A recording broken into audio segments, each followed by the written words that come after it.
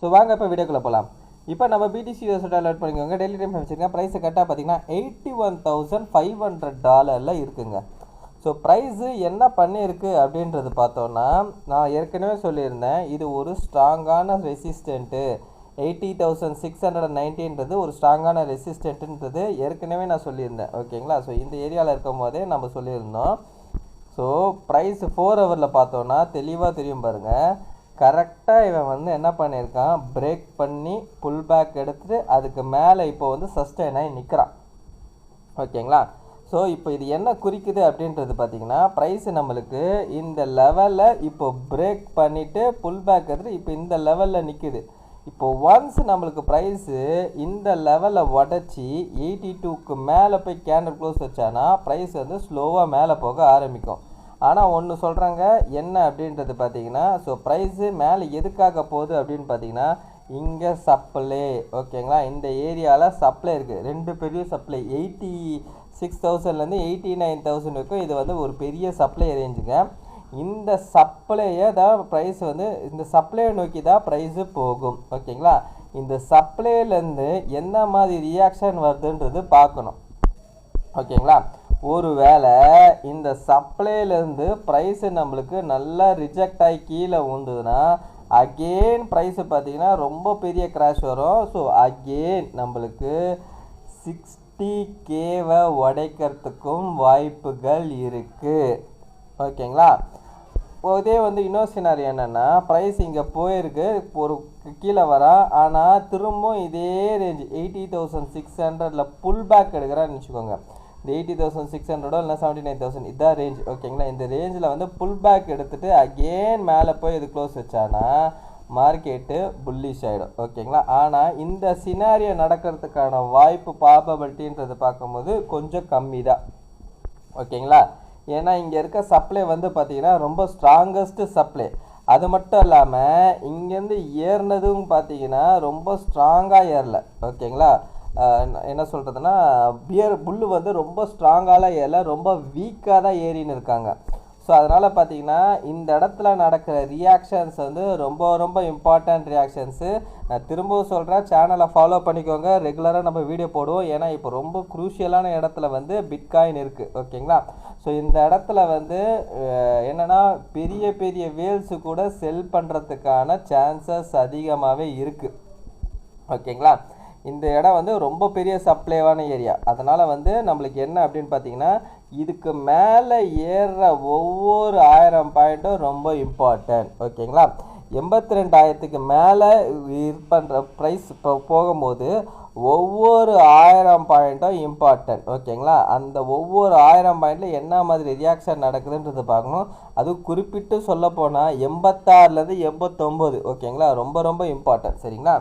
அதே மாதிரி இன்னொரு விஷயத்தை பார்த்தோன்னா, இப்போ பிட்காயின் என்ன பண்ணிட்டாங்கன்னா, இது ஒரு ஸ்ட்ராங்கான ரெசிஸ்டன்ட். இந்த ரெசிஸ்டண்ட்டை பிரேக் பண்ணி மேலே வந்து கன்சல்டேட் மேலே வந்து ஓரளவுக்கு ஸ்டாண்ட் ஆகி நிற்கிறான். ஆனால் அதே மீன் டைமில் பார்த்தீங்கன்னா இத்தீரியம். ஓகேங்களா? இத்தீரியம் பார்த்தீங்கன்னா பெருசாக அவன் வந்து பிரேக் அவுட்டே ஆகலை. ஓகேங்களா? இத்தீரியமோட பாயிண்ட் எங்கே இருக்குது அப்படின்னு பார்த்தீங்கன்னா, இம்பார்ட்டன்ட் பாயிண்ட் வந்து 2600. சரிங்களா? இவன் இன்னும் நம்மளுக்கு ப்ரீவியஸாக வந்த ஒரு ஹையை கூட பிரேக் பண்ணாமல் அதே இடத்துல தான் நிற்கிறான். சரிங்களா? ஸோ ப்ரீவியஸாக வந்த ஹையை கூட பிரேக் பண்ணாமல் அதே இடத்துல தான் நிற்கிறான். இப்போ இத்தீரியம் என்ன பண்ணணும் அப்படின்னு பார்த்தீங்கன்னா, பிட்காயின் ஒரு வேளை நம்மளுக்கு 81,000, 82,000, 83,000 இதே இடத்துல வந்து கன்சல்டேட் ஆகி நிற்கும் போது ஒரு பெரிய புல் கேண்டல் இத்தீரியம்குள்ளே வரணும். ஓகேங்களா? ஒரு பெரிய புல்லிஷ் கேண்டல் வந்து இத்தீரியம்குள்ளே வரணும். இவனும் பார்த்தீங்கன்னா 2600க்கு மேலே சஸ்டெயின் ஆகி நிற்கணும். இவனுக்கு இருக்க சப்ளை ஏரியா எங்கே தெரியுங்களா இருக்குது? ஸோ இங்கே தான் இருக்குது. ஓகேங்களா? 2900. ஆக்சுவலாக 2800லேருந்து 2900. ஓகேங்களா? இந்த 3000 ரேஞ்ச் 2800க்கு மேலே. ஓகேங்களா? இவனோட சப்ளை ஏரியா இங்கே தான் இருக்குது. அப்போது கண்டிப்பாக நம்மளுக்கு இது வரைக்கும் போவானாப்பா அப்படின்னு கேட்டிங்கன்னா போகிறதுக்கான பாசிபிலிட்டிஸ் இருக்குது. ஆனால் என்ன அப்படின்னு பார்த்தீங்கன்னா, பிட்காயின் வந்து இவன் இங்கே போகிறதுக்குள்ள பிட்காயின் வந்து அந்த 88 அந்த 86 அந்த ரேஞ்சுக்கு வந்து போகக்கூடாது. பிட்காயின் வந்து கன்சல்டேட் ஆகணும், இவன் வந்து ஷூட் அவுட் ஆகணும். ஓகேங்களா. இவன் வந்து நல்லா ஃபெரோஷியஸாக ஷூட் அவுட் ஆகணும். பிட்காயின் வந்து கன்சல்டேட் ஆகணும். ஒன்ஸ் இத்தீரியம் வந்து 2600 இல்லை 2005 இந்த இம்பார்ட்டன்ட் லெவல் 2600க்கு மேலே போகும்போது மார்க்கெட்டுக்குள்ளே ஃபோமோ வர ஆரம்பிக்கும். ஸோ இந்த காலகட்டத்தில் பார்த்தீங்கன்னா, அதாவது என்ன அப்படின்னு பார்த்தீங்கன்னா, இத்தீரியம் வந்து இங்கேருந்து இந்த ரேஞ்சுக்கு ட்ராவல் ஆகிற காலகட்டத்தில் ஆல்ட் காயின்ஸ் எல்லாம் ஓரளவுக்கு வந்து பூஸ்ட் ஆகிறதுக்கான சான்சஸ் இருக்குது. சரிங்களா.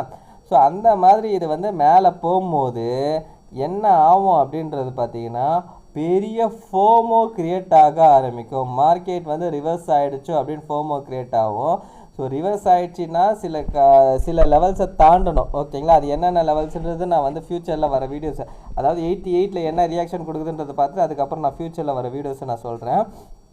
ஸோ தற்போதைக்கு பார்த்தீங்கன்னா பிட்காயின் வந்து 82,000, அதாவது 81,500க்கு மேலே, அதாவது 81,000 மேலே வந்து அவன் சஸ்டெயின் ஆகி நிற்கிறான். ஓகேங்களா. இப்போதைக்கு 81,500 இருக்குது. சரிங்களா.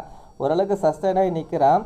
ஸோ இப்போ என்னன்னா அவனோட அதிகபட்சம் நான் என்ன எதிர்பார்க்குறதுன்னா 86லேருந்து 89. ஓகேங்களா. ஸோ 86லேருந்து 89 வரத்துக்கு இன்னொரு வந்து 4,500 பாயிண்ட் தான். ஓகேங்களா. ஸோ பக்கத்தில் வந்துட்டான் கிட்டத்தட்ட. ஸோ இனிமேல் கொஞ்சம் கேர்ஃபுல்லாக இருக்கணும். பிட்காயினுக்கு இத்தீரியமுக்கு வந்து இன்னும் நிறைய கேப் இருக்குது மேலே போகிறதுக்கு. இன்னும் நிறைய இத்தீரியமில் கேப் இருக்குது. இது எப்படி எடுத்துன்னு போவாங்கன்னு தெரியல. ஒரு எக்ஸ்ட்ராடனரியான ஒரு பெரிய புல்லிஷ் கேண்டல் வந்து எத்தீரியம்குள்ளே வரப்போதா அப்படின்றது பார்க்கணும். ஆனால் அதுவும் வரத்துக்கான சான்சஸ் இருக்குது. இத்தீரியமில் வந்து ஒரு பெரிய எக்ஸ்ட்ராடனரியான ஒரு புல்லிஷ் கேண்டல். ஸோ அந்த கேண்டல் வந்து என்ன பண்ணணும்னா இந்த 2600 பிரேக் அவுட் பண்ணி புல் பேக் எடுத்து திரும்பவும் வந்து இந்த ரேஞ்சுக்கு போகணும். ஓகேங்களா. அது போதான்றதை நம்ம வெயிட் பண்ணி பார்ப்போம். ஸோ இந்த வீடியோ பிடிச்சிருந்தா இந்த வீடியோக்கு ஒரு லைக் போட்டுருங்க. அப்படியே வந்து ஹைப்புன்ற பட்டன் இருக்குது. அந்த ஹைப்புன்ற பட்டனை வந்து கிளிக் பண்ணுங்கள். அந்த ஹைப் எங்கே இருக்குது அப்படின்னு பார்த்தீங்கன்னா கமெண்ட் பாக்ஸை வந்து லைட்டாக ஸ்வைப் பண்ணிங்கன்னா அந்த இடத்துல வந்து ஹைப்புன்னு வரும். அந்த ஹைப்பை கிளிக் பண்ணிவிடுங்க. ஸோ அதே மாதிரி வந்து ஃப்ரெண்ட்ஸ் அண்ட் ஃபேமிலிஸ்க்கும் உங்கள் இந்த வீடியோவை வந்து ஷேர் பண்ணி விட்டுருங்க. கடைசியான டிஸ்டர்ப் மட்டும் சொல்லிக்கிறாங்கன்னா ஃபினான்ஷியல் அட்வைசர் கிடையாது. இந்த வீடியோவில் சொல்லி இது எல்லாமே நோன் லைசன்ஸ்ங்க. நீங்கள் இன்வெஸ்ட் பண்ண முடியாது, நீங்களே ஒரு ஓன் லைசன்ஸ் பண்ணிட்டு இல்லை உங்கள் ஃபினான்ஷியல் அட்வைசர் கேட்டு டிசைட் பண்ணிக்கோங்க. So thank you every one.